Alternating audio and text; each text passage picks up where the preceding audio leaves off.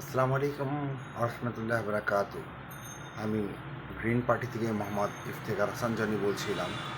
আমি বলতে যাচ্ছিলাম যে জিনিসপত্র শুনতেছি যে দাম কমছে, বাট বাজার মনিটর আমি করেছি কালকে কাপ্তান বাজার, ডিমের দাম এখনও কমেনি। আর আমি শুধু ডিম বলবো না, শাকসবজির দামও কমেনি। আর যোগাযোগ কীভাবে কী করবে, স্টুডেন্টরা নাম্বার দিচ্ছে কে বা কখন কারা আসবে, আমি এটা বলতে যাচ্ছি যে এমন কিছু করা উদ্যোগ নেওয়া হোক যে বাজার মনিটরের জন্য যে তারা যদি 2টা টাকা নেওয়া হোক তাদের বিচার করার দাবি করব।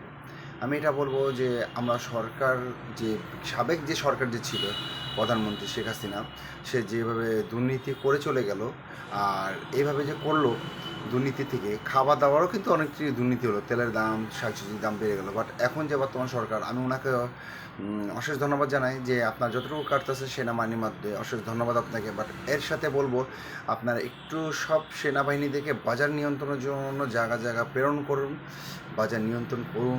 আশা করা যায় গরিবদের পেটে খাবার ঢুকবে যদি দাম কমে। কারণ যে গরিবের দাম যেটা নির্ধারিত হচ্ছে ডিমের দাম, ডিমের দাম তো এখন বর্তমান অনেক বেশি। কালকে নেওয়া হয়েছে 150 টাকা সাদা ডিম, আর লাল ডিম 160 টাকা। তো এটা অনেক দাম বেশি। আগে ছিল 120 টাকা বা হলো 110 টাকা।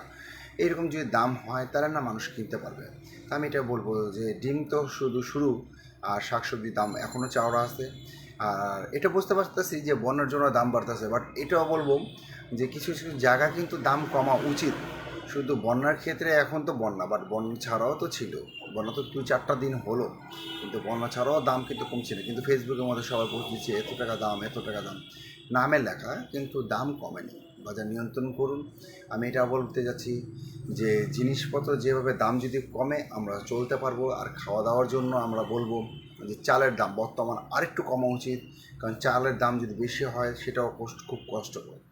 আমি বলতে যাচ্ছি যে গ্রিন পার্টি থেকে আমরা সবাই উৎসাহ করব, লাইভে আসবো, আমাদের দেখা দেখি আরও 2-4 জন শিখবে গ্রিন পার্টি থেকে ভিডিও করানো কীভাবে হচ্ছে লাইভে। বাট উদ্যোগ নিতে হবে।